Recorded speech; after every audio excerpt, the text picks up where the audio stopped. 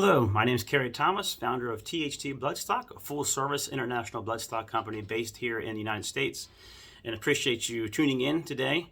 You know, the last couple of days we had a heck of a blizzard here, and I didn't have electricity for a while, and I wasn't so sure if I was going to get a chance to do this, and I wanted to thank Hard Tech Conference for inviting me to be a part of this, and even though it might be a little brief, wanted to get something together to introduce you to THTBloodstock and our work in herd dynamic profiling and how we use technology and advancing technology to enhance our business and to enhance our information for clients. First of all, what we specialize in is the psychological athlete, evaluating the herd dynamic aspects, the mind to body fluency, the sensory system efficiency, how a horse is managing and distributing emotional stress. These things are imperative to realizing physical talent. I mean, you can have the greatest physical and an awesome pedigree and just have an average horse when it comes down to the mental capacity of competition. And when you're talking about herd animals, one of the hardest things for them to do inherently is to operate independent of that herd nature. And of course, in racing, that's what we want. We want a horse that can separate themselves and not be so attached to the herd dynamic and have more independence within that helps them realize their physical talent. So we specialize in that after many, many years of research, and it's always an ongoing thing of learning, and I love it, and we've applied technology in various ways, and we continue to do that. One of the unique ways that we evaluate horses for racing, if you take a look at THTBloodstock.com, each year for the past 11 years now, it's to be our 12th year, we've done the Kentucky Derby analysis. My business partner, Pete Dank, who's in Lexington, and just for reference, I'm just above Fair Hill here in the States. We have done the Kentucky Derby analysis each year for the last 11 years. This will be our 12th year. And it's an example of how we apply video analysis and performances, evaluating races, and create a behavioral, genetic, and herd dynamic pattern of motion profile of the horses in contention for the Kentucky Derby. And I think you might get a good feel for our work by checking that out, how we use technology for that. It's a big race analysis section of THTBloodstock.com, and we are going to do it again this year. It'll be once again through Brisnet and Churchill Downs.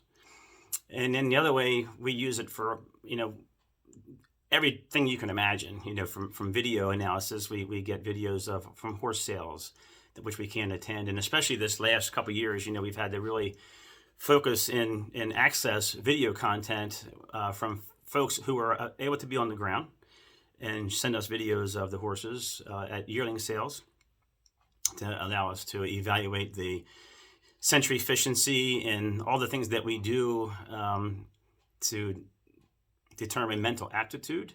Because the bottom line is the operating system runs the machine. I mean, it's as simple as that. If any athlete or any performer, if I myself sitting here got all amped up and mentally, I could be physically prepared, but if I can't mentally handle the stress or pull it off, then, I'm just, I'm not performing to my top ability. And horses and all athletes are the same way. Especially as you climb higher in the ranks and in competition, what separates these animals and all athletes really who are similar in training and similar in physical and all those things is their mental aptitude. And it's such a defining factor. So the mind to body fluency, things like how are you handling emotional stress? How are you handling the interpretation of the environment? How that affects your fluency? And herd animals need to be independent of that herd dynamic. They need to have as much independence under stress as possible to separate themselves to realize physical talent. And I always say the operating system certainly runs the machine. For example, from technology standpoint, we just recently finished up work with the National Yearling Sale in New Zealand, assessing videos that were shot on the ground. And we were able to evaluate the horses through that avenue and be able to come up with a selected short list. Obviously, you like to be on site and combine both things. But, I always say the herd dynamic profiling is a service that through video can be done from anywhere in the world, because you can shoot your video or you can send us your racing videos or give us a link or whatever we find from different places to evaluate that. and we can come up with a full evaluation just based off the technology of that. But it's one of those things where, there's nothing more important than understanding not just what the horse is, but who the horse is, how they're operating, how they're handling that stress. And I always tell people it's not just about racing. I mean, the bottom line is there's a lot of space between the hammer at the auction and the starting gate in their first race. There's a lot of things that have to happen in between all that. And, herd dynamic evaluations allows us to determine just if the horse can even handle that. We always look for things in the physical. Do they have the right knees? Do they have the right hocks? Do they have the right shoulder angle? Do they have the right hip? And all the various things, all very important things that go into the fact, like, is this horse going to hold up physically to the rigors of training and to that lifestyle to become an athlete to even get there? Because there's so many things that can go against you.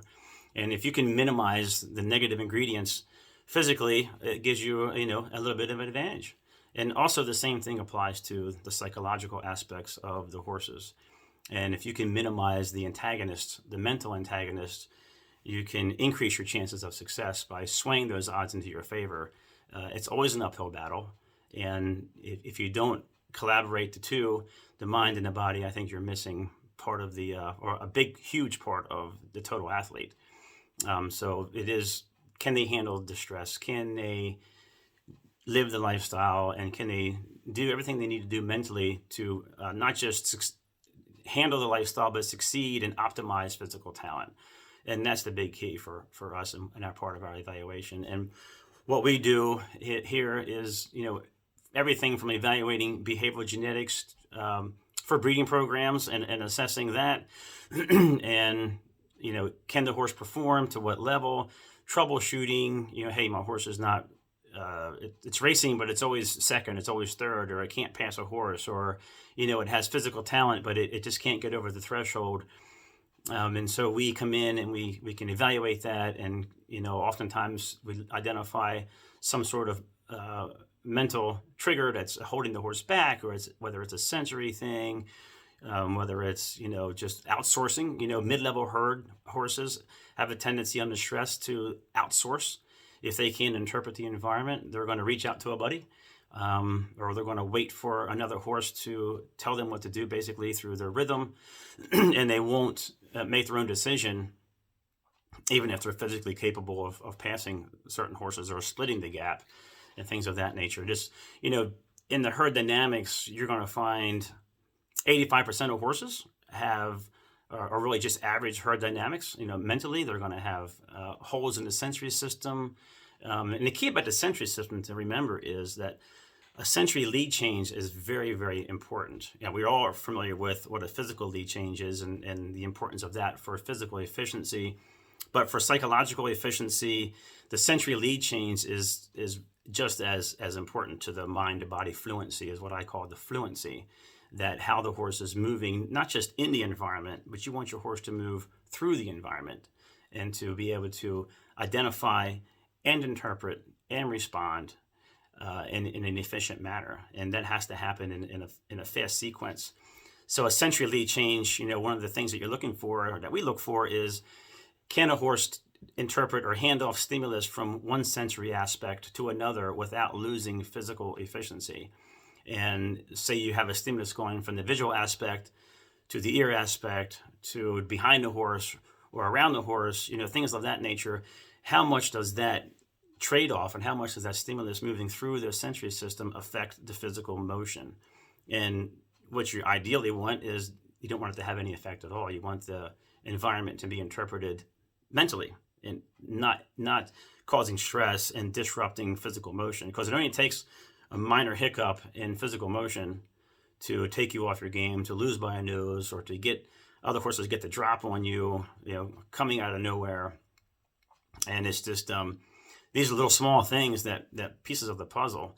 And that's what we do with the herd dynamic evaluations. And again, like I said, video is such an important part of that, and technology and applying that, because we can break down the film, we can do nearly a frame-by-frame analysis, we can watch it over and over again, and not just study the horse, but study the environment, because we have to remember that the environment is an essential part of not just developing a horse, but in whether the horse is meeting antagonists or is it going to move through properly.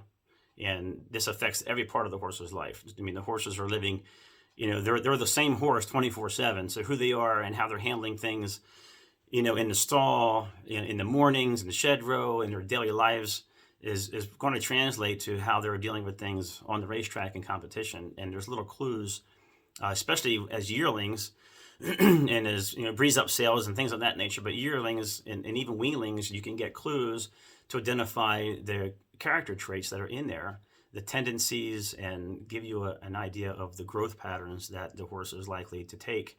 And not only that, it's not just important to identify those factors just for the horse's sake, but when you're planning the future of the horse, when you get a yearling and you have this information about the psychological rhythms and you're getting an idea about who they are mentally and their sensory efficiency and what they may need or what they may have equipped with or what they may need help with, it's a part of identifying the right program to put these horses into, because it's just like a student going to college.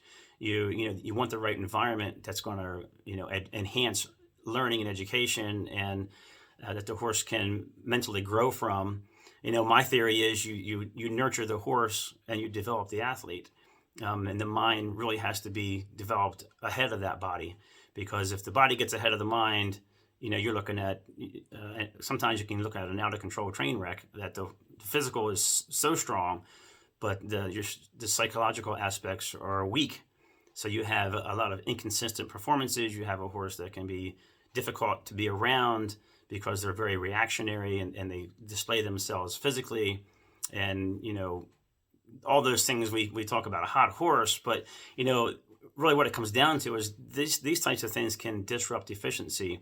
And it's not that these horses can't be athletic or good athletes, but it does put a lid on the growth patterns and really how far they're going to be able to go and hold it together.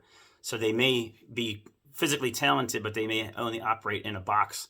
And you'll find that these horses sometimes, horses with mental inefficiencies oftentimes have to have things shape up just right to have a great performance. And how often does that happen? It doesn't happen that often. It's random out there on the racetrack.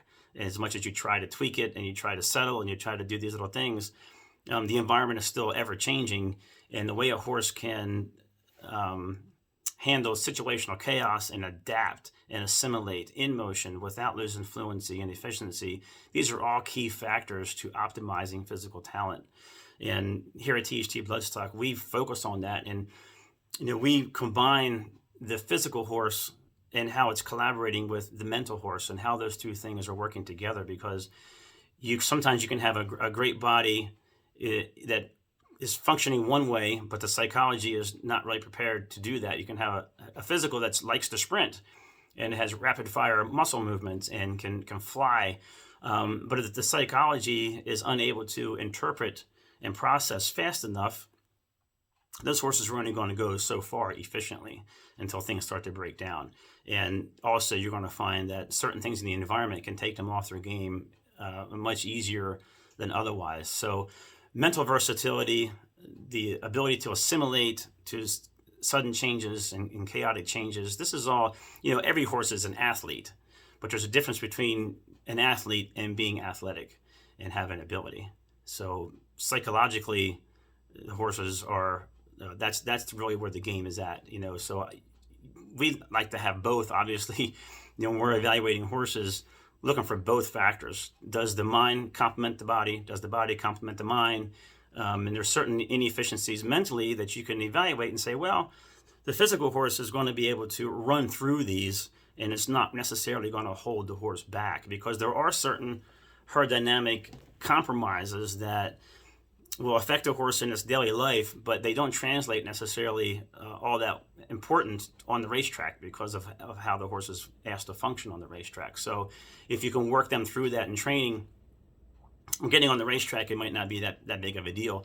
And then other things, small things in their behavior that you think are really just innocuous and just kind of, they're funny personality traits, and you don't really think much about them. But when they get to the high stress situation of competitive stress and competitive nature, it can have a great impact. And knowing the difference is essential in making smart investment choices. And especially if you're looking for a horse, you're thinking about claiming a horse or buying a horse privately that's been racing, that you want to move up, and we can help you a lot with that by evaluating films and looking for areas that, and we've helped clients do this many times over the years, identify traits in a horse that have not yet been realized, and say, hey, listen, if you get this horse and you make these little tweaks and change this or add that or enhance this and take away that, you can begin to release a different type of athlete in there. And some horses are just misunderstood.